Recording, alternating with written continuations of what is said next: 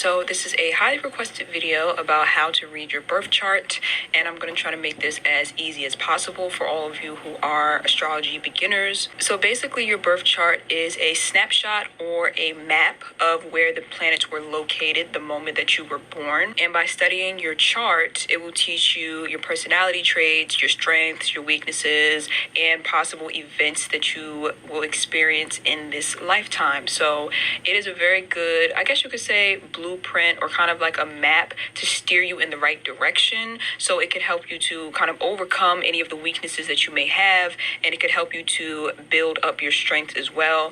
And it can kind of guide you on the right path when it comes to your life purpose or your soul mission. The first thing you want to do is actually pull up your birth chart. The site that I like to use is astro.cafeastrology.com, and I will leave the link to that down below. For me, this is the easiest chart for beginners. I know other people like to use different websites, but for me, this is the easiest one.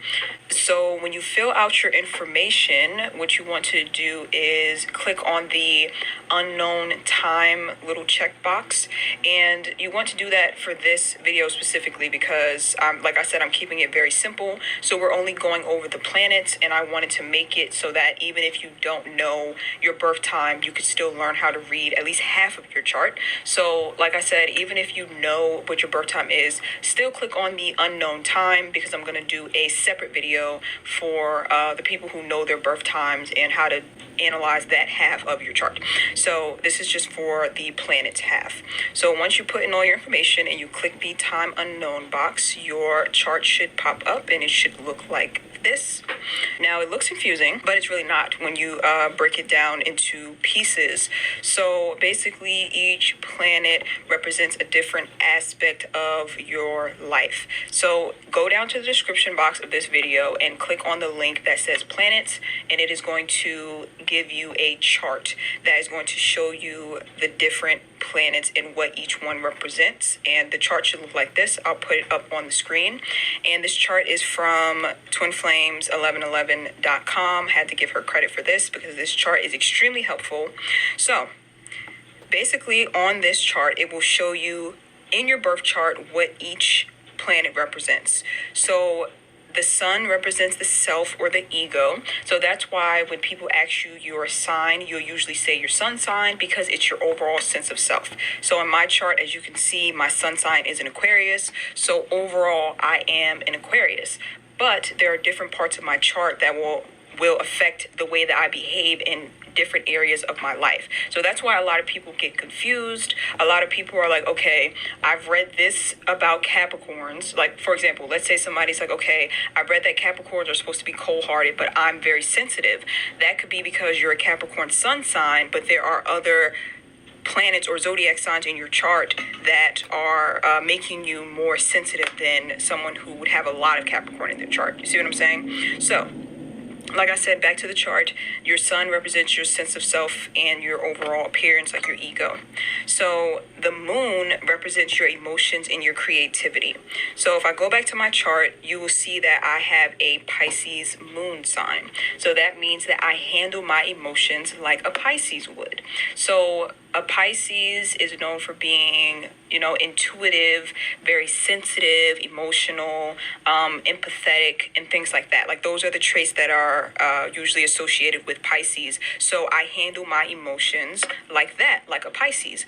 Now, again, you can see how this can be a bit conflicting, because for people who don't know about birth charts, they will see that I'm an Aquarius and they will think, okay, she's an Aquarius. So Aquarians are usually known for being kind of detached, for being kind of cold, for not really having emotions, so they say. But because I have a Pisces moon sign, and the moon is how we represent or how we process our emotions, that means that I am very extremely sensitive because I have the sign of Pisces in my moon. Now, if I had an Aquarius sun sign and an Aquarius moon sign, maybe I would be a bit more detached. Maybe I would be a bit more cold, I guess you could say. I don't really think Aquarians are cold, but that's how they can come across. So I'm just using that as an example. If I had an Aquarius moon and sun sign, then that's how I would handle my emotions, but I handle it like a Pisces because that's what my moon sign is. So look at your moon sign, see what zodiac sign is in your moon sign, sign, and that's the way that you handle your emotions. So if you have, let's say, like a Capricorn moon sign, you would probably be more not in your feelings. I guess you could say Capricorn moon signs know how to put their feelings to the side and just kind of handle their business when need be. They can make a lot of logical decisions because, like I said, they know how to kind of remove themselves from their emotions, and they know how to move forward and handle their business without getting their emotions involved. For somebody who has, like, let me see what other sign. For someone who has like a Gemini moon sign, they could be someone who is very analytical when it comes to their emotions. Like, they usually can think their emotions away. Like, they can sit and process their emotions and see things from two different angles, and then, that's how they kind of process their emotions the way that a Gemini would. Or for someone who has like a Virgo moon sign, that means you would process your emotions like a Virgo. Like, you would probably get in your feelings and clean up the entire house, or like Virgos are known to do, like clean while they are processing their feelings, and kind of withdraw when it comes to their feelings, so that they can just go inside of their head and analyze their feelings instead of being more outwardly emotional and expressive like a Pisces would be. So those are just a few different examples. But like I said, look at your moon sign to see how you would handle your emotions. And that's pretty much how I read my entire chart. I'll go through each portion of my chart in that manner. So going back to the chart, you see that the planet Mercury represents communication. So since I have an Aquarius Mercury sign, that means that I communicate the way that an Aquarius would. So, Aquarians are known to be intelligent. So I communicate in a intellectual type of way. Like, I like to communicate with facts. I like to have facts to back up what I'm saying. I won't really take people seriously if they come to me with opinions. I can be a bit argumentative when it comes to my stance on things. Like, I have a very strong stance on things because I've already analyzed things and seen it from so many different angles the way that an Aquarius would, that when I'm communicating it's very difficult to change my mind because I've already seen things from so many different angles. And your Mercury sign, I think, is one of the most important, especially in this day and age, because of social media. So your Mercury sign is going to kind of show you your social media personality because we communicate through social media. So it's very easy, for me at least, to see what people's Mercury signs are based off of their style of tweeting, like the way that they express themselves. So like I said, if you go on my Twitter, you can kind of tell, like, yeah, this girl has an Aquarius Mercury in her chart somewhere. I'm trying to think of what other Mercury signs. Oh, Sagittarius. Sagittarius Mercury is always one of my faves. That means that someone communicates the way a Sagittarius would. So very blunt, very honest, kind of like the truth hurts. That's how I equate, that saying is what I equate with a Sagittarius Mercury. Like, they will say exactly what's on their mind, whether it hurts or not. And it's like the truth that you did not want to hear, but somehow you needed to hear it anyway. And you can't be mad at them because they're stating facts. You can be mad because they can be a little rude. But at the end of the day, they're stating facts. So it's kind of like, you can be mad, but it's the truth. And an example of someone who has that Mercury sign would be Natalie Nunn. She has a Sagittarius Mercury sign, and you see how she be going off and she be extra loud and rude and disrespectful. But you can't really say that she's lying. Like, the stuff that she's saying, she's telling the truth about. Don't sit in the chair dripping wet. It's common sense. That was insane. It's actually rude. So that's what I mean when I say communicate like a Sagittarius. So moving on to, we're going to do Venus because that's what's next on the in the chart. Even though on the planet's chart Mars is next, we're going to just skip over to Venus. So Venus represents your love and relationships, like your love life and the way you approach relationships. And this is also an important placement, obviously, because it has to do with love, and love and relationships affect such a large part of our lives. That's why when I do my readings, I say, watch your sun, moon, rising, and Venus sign, because your Venus sign is the way that you, like I said, approach love and relationships. So if you're watching a love reading, it'll be beneficial to you to also watch for your Venus sign. So as you can see, my Venus sign is in Capricorn. So I always watch the Capricorn readings. So since my Venus is in Capricorn, I approach love the way a Capricorn would, and I will also choose partners who have Capricorn traits. So Capricorns are known to be very stable. They don't like fly-by-night situations. Like, they like to have everything planned out. They make sure that when they are investing in something, that is going to be something that will give up them the best return long term. And that's why it can take Capricorns a bit longer to open up, because they're just making sure that they are investing in something that is stable. And they're also known as being kind of the fathers of the zodiac. Like, they will provide the things that you need to survive. So like a house, clothes, food. Like, that's what Capricorns value in terms of the way that they show love to people, is by providing security. So look at your Venus sign, and that will show you the way that you approach love relationships. And it's also good to run someone else's chart that you're interested in, so you can kind of see if you are possibly compatible. You shouldn't just base compatibility strictly off of this, but this does play a role in it. For example, when I pull up someone's chart and they have a Pisces Venus, I'm kind of like, I don't know about this, because Pisces are not known for being the most stable when it comes to love relationships with this Venus sign. And again, this is, no one get offended by this, okay? This is like general. This is not end all be all what I'm saying. But in general, if you think about the sign Pisces, it's kind of known for, a lot of passion and a lot of like idealization when it comes to their relationships. So they will put you up on kind of like a pedestal, and that is not something that's stable to me. I can get knocked off of that pedestal quite easily, the minute that I shatter their fantasy of me, and I just don't like that type of thing. So I'm trying to think of another sign randomly that I can kind of analyze. Oh, Scorpio Venuses. If someone has a Scorpio Venus in their chart, Scorpios are known to be kind of intense, and people tend to equate them with sex. Like, people always think, when they think of Scorpio, they think of like a high sex drive, and it's just because, like I said, Scorpios just are very intense. So when they are in love, that intensity kind of like doubles or triples, actually.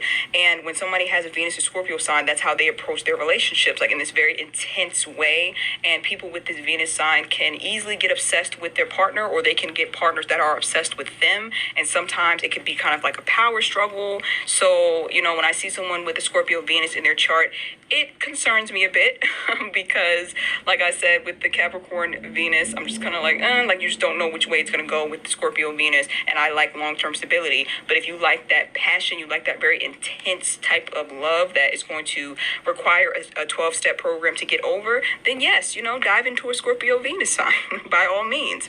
Another sign, if you have like Aquarius in your Venus, that means that you probably like people who are a bit different. Aquarians are known to be individuals. They're kind of like hipsters. They want to stand out from the crowd. So if you have an Aquarius Venus, you probably go for people who are a little bit different. Go for people who are like not people that people wouldn't expect you to date. You see what I'm saying? Like, if you're like 6 foot tall, like you're like a 6 foot tall woman, right? And you have an Aquarius Venus sign, maybe you'll date like a 5'1" man because of the shock value. Like, Aquarius Venuses are known for liking like those individuals who are just, people are just like, okay, that match looks very, very bizarre, but it works because they like I said, to stand out. And also, because it's an air sign, Venus, that means that sometimes they can be kind of flighty. So they need a lot of space when it comes to their relationships. They need to have that freedom when it comes to relationships. So, that's something you would look into. If you look at someone's chart and you see Aquarius Venus,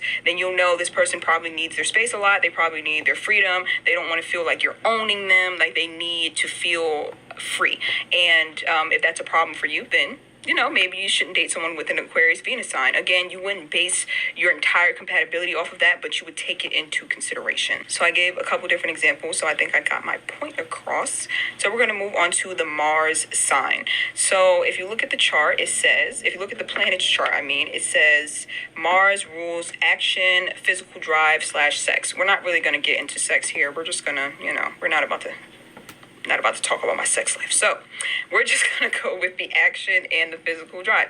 So in my chart, again, I have a Capricorn Mars. As you can see in my chart, I have a lot of Capricorn. So when I'm tweeting about Capricorns, I'm also tweeting about myself, because you see all the Capricorn in my chart. I'm damn near Capricorn. That's why when I'm tweeting about certain signs, I'm like, people, I hope you understand that I'm not just tweeting about sun signs. I'm tweeting about myself when I'm tweeting about Pisces, when I'm tweeting about Aquarians, when I'm tweeting about Capricorn. Like, I'm tweeting about me as well, because of the placements in my chart. But back to what I was saying, Mars represents your action, your physical drive. So I take action the way a Capricorn would. When it comes to my career, when it comes to work, I will keep going and going and going, and I will not stop. So I just never will take out time for myself. I don't know how to relax because I'm always so focused on getting my work done. Because Capricorns, like I said, are known to be like the fathers of the zodiac. They are very responsible. They are very driven. They are very focused when they have a goal, especially when it comes to a material goal, like a financial goal or a career goal. We can become very like fixated. I mean, the sign of Capricorn can become very fixated on the goal. So me having that Mars in Capricorn, I find myself working in overdrive when it comes to my career goals, and sometimes to the point where I will get sick and have to be hospitalized because I overworked myself. That's very common with Capricorn Mars. Even on days where I have to relax, in my head I'm just like, oh God, like what do I have to get done tomorrow? And like I can't even relax because it's like I want to get up and work. Like, so that's how a Capricorn Mars would operate. Now, I'm trying to think of like another sign for this to give an example. Let's say Cancer Mars, okay? So because Cancers are more of a sign that require a lot of emotional security and a lot of emotional protection, a Cancer, it will not be as aggressive. You see what I'm saying? As a Capricorn. So in this sign, like a Cancer Mars would not be as impulsive and would not be as aggressive towards their goals. So if you had a Cancer Mars and you want to really work towards your career, it might be a little more difficult for you than a Capricorn Mars because it's not in your first instinct to get up and work. And that's what I mean when I say that your chart will show your strengths and your weaknesses, because just because you have a Cancer Mars, that doesn't mean that naturally you just need to give up on your career and it's just like, okay, it's in my chart, I just don't have it. It just means that that could be a weakness within you that you need to overcome. So you need to be a bit more disciplined. You need to push yourself a bit more. You need to plan a bit more. You need to be more assertive. So that's what I mean when I say it's good to study your chart, because it will show you areas that you could fall short in and how you can overcome those areas.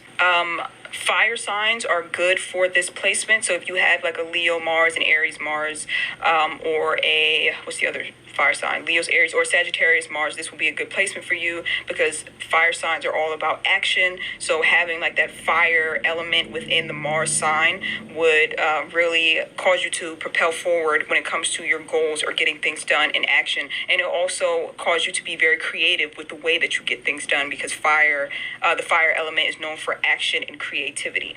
So yeah, it goes by elements too, not just signs. So think about your element as well. Even going back to the moon sign, if you have a water sign moon, so if you have Cancer, Pisces, or Scorpio, water is known to rule the emotions, to be very emotional. So you having a water sign moon and your moon rules your emotions, that's like double the emotions. So people who have water sign moons will be very, very sensitive. So like me, I have a Pisces moon. Pisces is a water sign, and it's also in the moon placement of emotions. So I would just be just like a puddle of tears whenever things are not going right. So that's why water sign moons tend to feel things much more intensely than, let's say, an air sign moon or an earth sign moon. Water sign moon would just feel things much more heavily because, like I said, water represents emotions and then the moon represents emotions. So that's double emotion.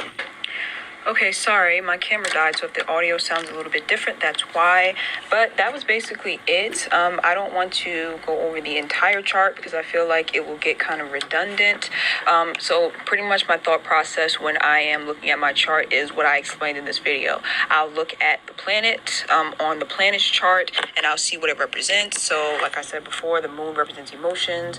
I'll look at the fact that I have a Pisces moon, and then I will say, okay, so that means that I handle my emotions the way that a Pisces would. And if off the top of your head you don't know what that is, like you're like, okay, let's say you have a moon sign in Cancer and you're saying like, okay, that means that I handle my emotions like a Cancer, but I don't know what that means. You would just look up Cancer characteristics or Cancer traits, and then you will apply that to your own emotions. And if all else fails, really all you have to do is look up each part of your chart and read different articles on them separately. So for example, I would type into Google sun sign Aquarius, and then I would just read articles. I'll type in moon sign Pisces, and then I'll read articles, Mercury Aquarius, Venus Capricorn, and just go down your chart piece by piece and just read different articles like that. So like I said, if this this process that I use in my video just makes no sense to you still, just study your chart separately.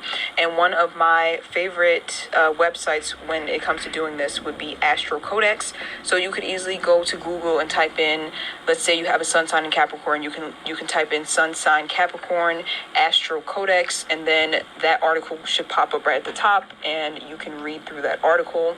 And Astro Codex, to me, is one of the most thorough sites, and they give the best information, so definitely browse through there.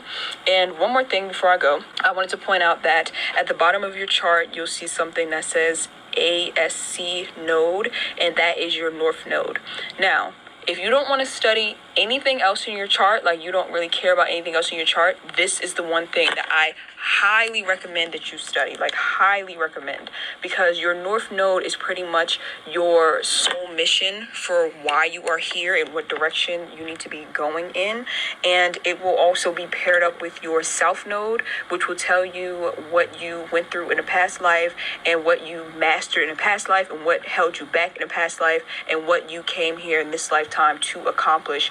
And it's kind of like your soul mission, or the way in which your soul is meant to expand in this lifetime. So if you're feeling kind of lost, you're kind of like, okay, I don't know which direction to go in, pay attention specifically to your North Node. And I think I'm going to do a separate video on North Nodes, because I just feel like if everyone knew about their North Node, everyone would have some type of direction when it comes to their life and know exactly what to aim for. So like I said, if you don't want to study anything else, study that for sure. So I think that is it. I hope that this video was helpful. I hope that I explained it well. I just kind of went through it the way that I process it in my own mind. So make sure that, like I said, take your time going through your chart. Make sure you're going through each part separately and reading as much information as you can. So thank you guys for watching, and I will see you guys in the next video.